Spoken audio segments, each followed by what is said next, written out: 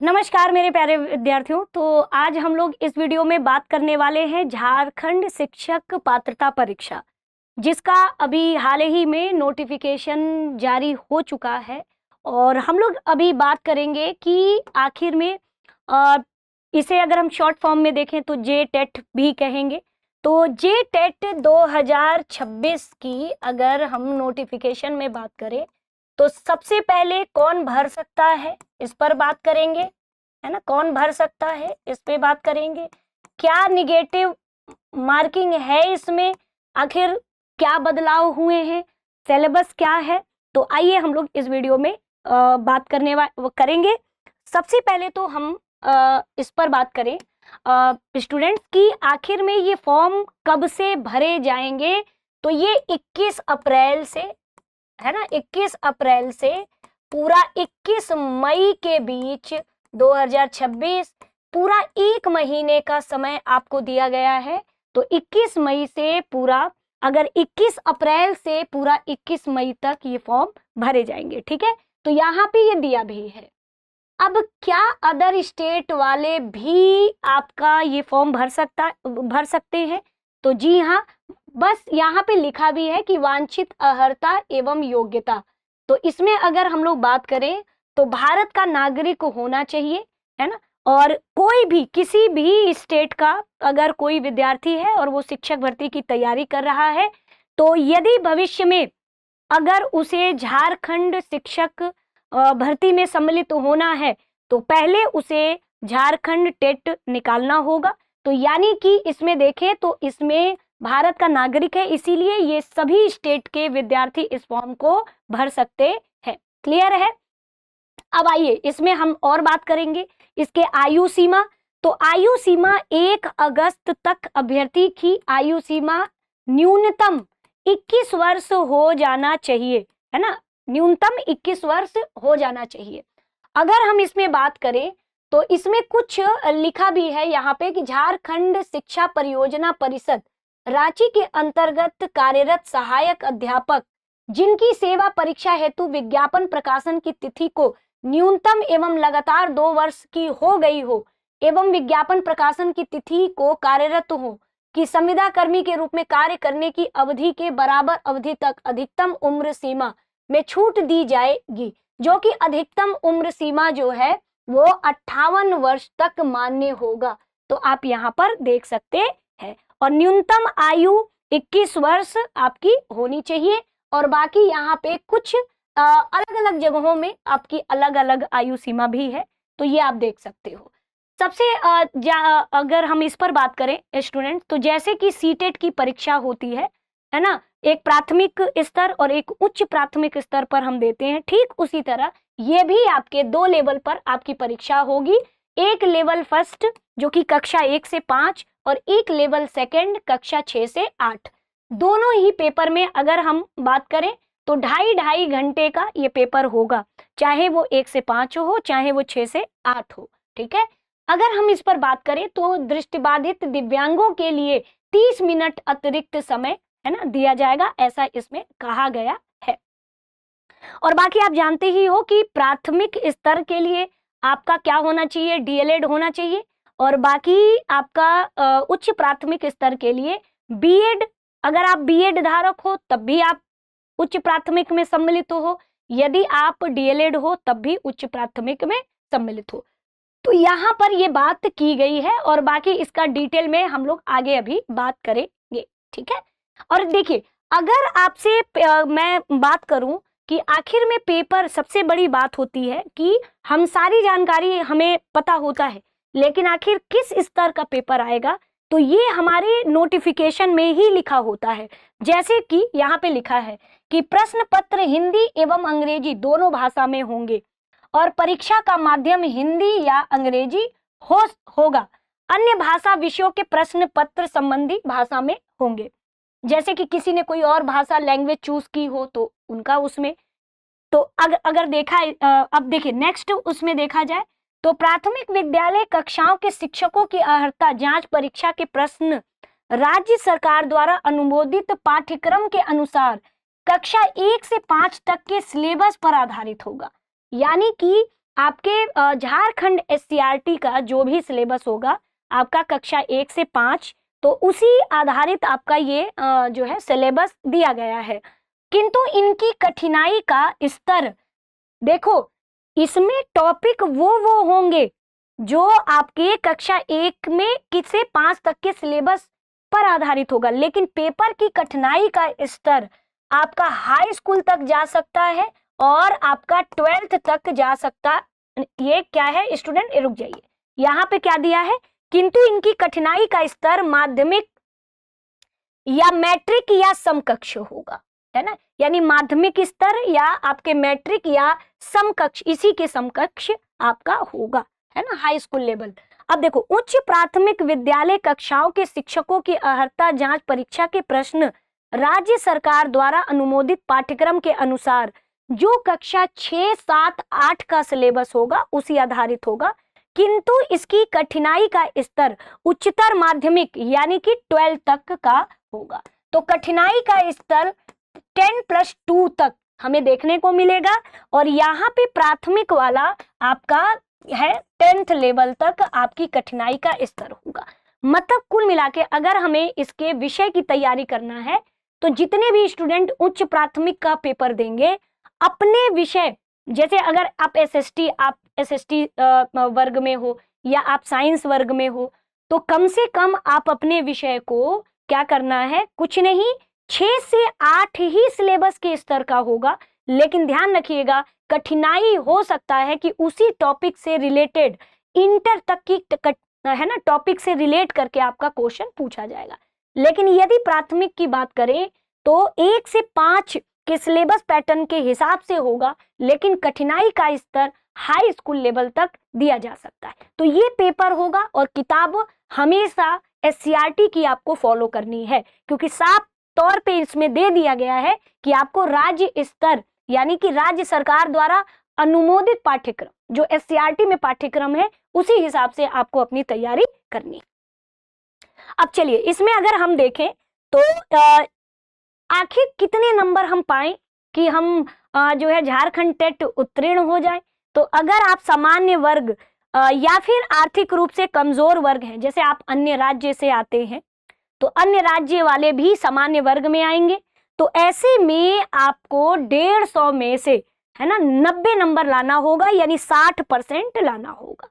यदि पिछड़ा वर्ग या पिछड़ा वर्ग यहाँ पे पिछड़ा वर्ग फर्स्ट, पिछड़ा वर्ग सेकंड यहाँ दिया है, तो इसके लिए 82 नंबर, यानी कि अब ये तो जो आरक्षण जो नीति रहती है वो तो राज्य स्तर पे रहती है, तो कम से कम आपको 150 में 82 नंबर यानी कि 55% आपको लाना होगा।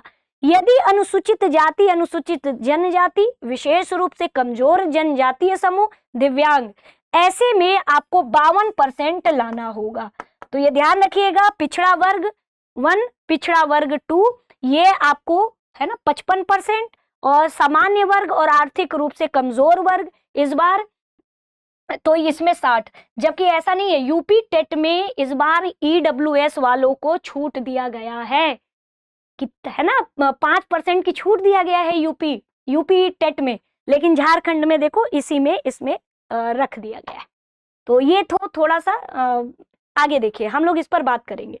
अब दूसरी चीजें क्या है कि क्या निगेटिव मार्किंग है, तो नहीं, जिस तरह से सीटेट वगैरह आप देते हो निगेटिव मार्किंग नहीं होता, ठीक उसी तरह से इसमें भी निगेटिव मार्किंग आपका नहीं है ना, नहीं है निगेटिव मार्किंग, ठीक है।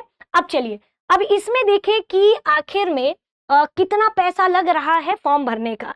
तो सामान्य वर्ग, जैसे आप अन्य अगर दूसरे राज्य से आप आते हो या फिर आप झारखंड में ही सामान्य वर्ग से आते हो, तो ये ध्यान रखिएगा कि प्राथमिक स्तर कक्षा 1 से 5 के लिए आपको 1300 रुपए देना होगा, ठीक है, ये ध्यान रखिएगा। लेकिन अगर आप बीएड होल्डर हो तो आप क्यों प्राथमिक वाला डालोगे, आप तो उच्च प्राथमिक वाला डालोगे, तो आपको भी 1300 रुपए देना होगा। लेकिन अगर आप डीएलएड हो तो आप ये तो दोनों ही पेपर डालोगे, ये भी डालोगे, ये भी डालोगे। अगर आप दोनों दोगे तो ये डीएलएड वाले ऐसा काम करते हैं कि वो दोनों देते हैं, तो ऐसे में आपको 1500 रुपए है ना खर्च करने होंगे फॉर्म भरने में। लेकिन अनुसूचित जाति में 700 है ना, अलग अलग पेपर भरोगे तो 700 रुपए, दोनों वही डीएलएड वाले है ना, दोनों भरेंगे तो 800 रुपए, 800 रुपए में दोनों हो जाएगा, है ना। तो ज्यादातर डीएलएड वाले दोनों ही डालते हैं, क्योंकि भाई एक तो कम पैसे में दोनों पेपर हो जाएगा। अनुसूचित जनजाति का देखा जाए तो वो 700 है ना, प्राइमरी वाले और उच्च प्राथमिक वाले वही 700, अगर दोनों आप डाल रहे हो तो 800, लेकिन बीएड वाले दोनों तो डालेंगे नहीं, ये तो डीएलएड वालों के लिए है कि दोनों डाल रहे हैं 800 रुपए में। विशेष रूप से कमजोर जनजातीय समूह 500 500, तो इस तरीके से यहाँ पे दिया है। ईडब्ल्यूएस वाले 1300 1300, सेम टू सेम सामान्य वर्ग जैसे 1500 रुपए में दोनों फॉर्म। तो ये आपकी है ना इस फॉर्म की फीस है ना, फॉर्म की फीस है। तो कुल मिला के हम लोगों ने मुख्य मुख्य बातों पर चर्चा किया। अब देखिए इसमें हम सिलेबस कक्षा 1 से 5 तक का हम लोग एक तरह से सिलेबस देखेंगे। तो सबसे पहले एमसीक्यू बेस्ड आपके क्वेश्चन आएंगे, और इसमें लिखा भी है कि इनमें ऋणात्मक गणना नहीं की जाएगी, नेगेटिव मार्किंग नहीं होगा। अब देखिए इसमें सीडीपी है, ध्यान रखिएगा सीडीपी है, और ये अनिवार्य है ना, अनिवार्य है। तो जाहिर सी बात है प्राथमिक स्तर पे सभी तो अनिवार्य ही होता है, तो ये सीडीपी अनिवार्य है। संख्या क्वेश्चन की 30 सेम टू सेम सीटेट की तरह, और 30 अंक का होगा। अब देखो भाषा नंबर 1 है ना, भाषा नंबर 1। अब या तो भाषा में पहला आप हिंदी रख सकते हो, या संस्कृत रखो, उर्दू रखो, अंग्रेजी में से कोई 2 भाषा है ना, भाषा सहायक आचार्य उर्दू विशेष है ना, तो ये ध्यान रखिएगा। और प्रशिक्षित सहायक आचार्य उर्दू के लिए उपयुक्त में से एक विषय उर्दू का चयन अनिवार्य होगा। मतलब कुल मिलाकर के इनमें से आपका ये 30 नंबर और ये 30 अंक का है। अब भाषा दूसरी नियमावली के, अब जब आप नियमावली ओपन करोगे तो भाषा जो सेकंड वाली है ना, बहुत सारी भाषाओं के बारे में दिया गया है, तो इनमें से आपको कोई 2 चयन करना होगा। तो मोस्टली जो स्टूडेंट जिनका हिंदी अच्छा होगा तो हिंदी संस्कृत रखेंगे, या तो हिंदी अंग्रेजी। लेकिन दूसरे वाले भाषा में आप यहाँ पर देखिए, दूसरे वाले में आप देखोगे स्टूडेंट्स, तो इसमें नियमावली के अनुसूची फर्स्ट में उल्लेखित क्षेत्रीय भाषा है, यानी कि यहाँ पे कुछ अलग है ना। यहाँ पे आप देखोगे तो भाषा फर्स्ट में इन्हीं में से है ना 2 चयन करना है, तो ये आपका 30 नंबर है ना, लिखा भी है यहाँ पे हिंदी या संस्कृत या उर्दू या अंग्रेजी में से कोई 2 भाषा। अब यहाँ पे लिखा है कि एक नियमावली जब आप ओपन करोगे तो उसके अनुसूची फर्स्ट में पूरी जनजातीय भाषाओं को उल्लेखित किया गया है, क्षेत्रीय भाषाओं को उल्लेखित किया है, तो आपको हर हाल में कोई एक तो चुनना पड़ेगा। आपको हर, भले आप अदर स्टेट को के हो, लेकिन आपको इसको चुनना पड़ेगा है ना। और ये आप देख सकते हो, तो ये 30 नंबर की ये है, यानी कि कुल मिला के आपको क्षेत्रीय भाषाओं का ज्ञान होना चाहिए है ना। तो ये 30 नंबर का 30 अंक का, गणित 30 नंबर का 30 अंक का है ना, ये नहीं 30 क्वेश्चन 30 अंक का, 30 क्वेश्चन 30, 30 क्वेश्चन 30, 30 क्वेश्चन 30। और ईवीएस में अगर हम देखें तो आप देखो 30 क्वेश्चन 30 अंक का होगा। तो 1 2 3 4 5 विषय है, तो 5 तिहाई 15, यानी कि 150 का आपका हो गया है ना, हो गया। यानी आपको किसी भी क्षेत्रीय लैंग्वेज को, जनजातीय भाषा को बहुत संभल करके चुनना है ना। जबकि अन्य फॉर्म में आप क्या देखते हो कि एक आपने हिंदी चुन ली और एक संस्कृत चुन ली, आपने दूसरी भाषा संस्कृत चुन ली या अंग्रेजी चुन ली है ना। लेकिन अभी आपको यहाँ पे अगर आप अदर स्टेट से हो तो आपको एक क्षेत्रीय भाषा का नॉलेज होना चाहिए। चलिए आगे देखिए।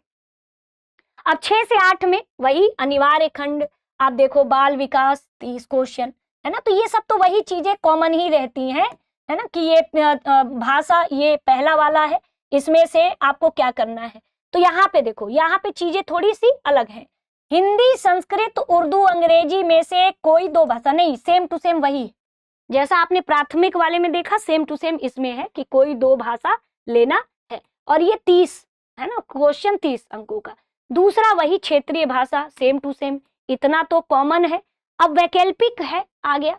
अब जो साइंस समूह का होगा वो तो साइंस वर्ग में जाएगा, जो आपका सामाजिक विज्ञान शिक्षक बनना चाहेगा तो वो तो दूसरे में। लेकिन अब देखो इसमें क्या है, गणित एवं विज्ञान शिक्षक, गणित एवं विज्ञान से संबंधित प्रश्न 50 आएंगे है ना, 50 क्वेश्चन 50 नंबर के, और साथ में 10 क्वेश्चन कंप्यूटर की नॉलेज आपको होनी चाहिए।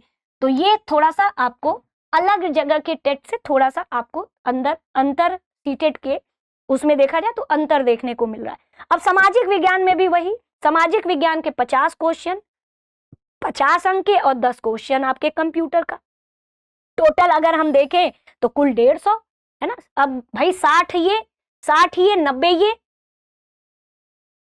तो हो गया ना 150। चलिए आगे देखिए, अब हम लोग आगे देखिए। अब भाई अगर हम लोग इस पे एक इन्वायरमेंट की बात करें तो यहाँ पे देखिए ईवीएस में सिलेबस क्या है, वही परिवार एवं पड़ोस, जैसे सीटेट में हम लोग पढ़ते हैं ना परिवार एवं मित्र, ठीक उसी तरह से परिवार और पड़ोस। तो ये पक्का है कि आपके एससीईआरटी में ये चैप्टर होगा। भोजन के बारे में, पौधे और जंतुओं से प्राप्त भोजन, भोजन पकाना, भोजन करना, है ना, और जंतुओं और पशुओं के आहार के बारे में, आवास के बारे में, है ना, किस तरह से गृह सज्जा और सफाई, परिवार और घरेलू जीव जंतु, ये सब पढ़ना है, ये सिलेबस है। जल के बारे में पूरे वही तो है, पूरे 6 थीम से लगभग है। जल के स्रोत, जल का भंडार, हमारे जीवन और जल का अभाव, जल का बहाव, पौधे एवं जंतुओं के लिए जल की आवश्यकता, आवागमन एवं संप्रेषण, है ना, यहाँ तक कि संप्रेषण, कम्युनिकेशन, आवागमन एवं संप्रेषण, चीजें जो हम बनाते हैं करते हैं। तो ये देखो, और आप देखो ये पेडागोजी है ना, पेडागोजी भी यहाँ पे जुड़ी हुई है।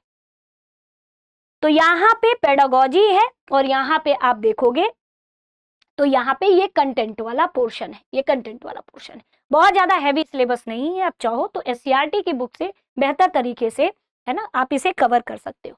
तो ये तो था सिलेबस और ये था पेपर का पैटर्न, ये पेपर का पैटर्न।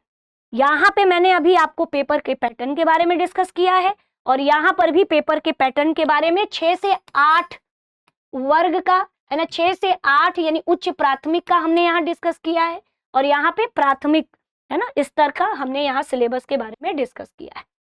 तो और यहाँ पे हमने इन्वायरमेंट, प्राथमिक स्तर पे इन्वायरमेंट का क्या सिलेबस है हमने ये भी यहाँ पे डिस्कस किया है। नहीं तो बहुत लंबी वीडियो हो जाएगी स्टूडेंट्स, है ना, ये ध्यान रखिएगा। तो इसमें अगर हम देखें, चलिए तो ये था एक तरीके से ओवरऑल, मतलब एक तरीके से कि कौन भर सकता है, पेपर का पैटर्न क्या है ना, कितना अगर हम अंक लाते हैं तो हम क्वालिफाई होंगे और हमें कौन सी पुस्तकों को ज़्यादा महत्व मतलब इम्पोर्टेंस देनी है। तो ये सारी चीज़ें, निगेटिव मार्किंग है नहीं। और यहाँ पे हमने भाषा भी देखा। तो ये था ओवरऑल स्टूडेंट्स, है ना, सारी चीज़ें। तो आज के इस वीडियो में हम लोग क्योंकि वीडियो बहुत लंबी हो जाएगी और बहुत ज़्यादा, है ना, काफ़ी कंफ्यूजन हो जाएगा। तो यदि आपके मन में कोई कंफ्यूजन आता भी है तो आप कमेंट सेक्शन में जरूर कमेंट कर दीजिएगा। बाकी अगर आप अपनी तैयारी झारखंड टेट की करना चाहते हैं तो आप दृष्टि लर्निंग ऐप से भी जुड़ करके अपनी तैयारी को बेहतर कर सकते हैं, है ना, क्योंकि दृष्टि लर्निंग ऐप पर टीचिंग महापैक है। एक शुल्क में अगर आप चाहोगे तो लगभग जितने भी टीचिंग एग्जाम्स होते हैं वो आपको प्रोवाइड हो सकता है, और नहीं तो अगर आपको केवल और केवल झारखंड टेट ही देना है ना, झारखंड टेट ही देना है, तो आप इसके लिए भी हमसे दृष्टि लर्निंग ऐप पर जुड़ सकते हो और अपनी तैयारी एकदम एससीईआरटी के पैटर्न पर कर सकते हो। झारखंड टेट के बारे में अधिक जानकारी के लिए 8750187501 पे आप कांटेक्ट करिए, है ना, कांटेक्ट कर सकते हैं ना। तो यदि आपके मन में और ज्यादा की तैयारी कैसे करें, क्या करें, तो आप बाकी ईवीएस की क्लास 3 बजे इसी यूट्यूब चैनल पर चलती है। और बाकी अगर आप ज्योग्राफी पढ़ना चाहते हैं तो सुबह 9 बजे, वो भी एकदम एससीईआरटी और एनसीईआरटी के पैटर्न पर आधारित क्लासेस चलती हैं। तो मिलते हैं नेक्स्ट वीडियो में स्टूडेंट्स। यदि आपके मन में कोई डाउट है तो प्लीज कमेंट करके जरूर पूछ लीजिएगा।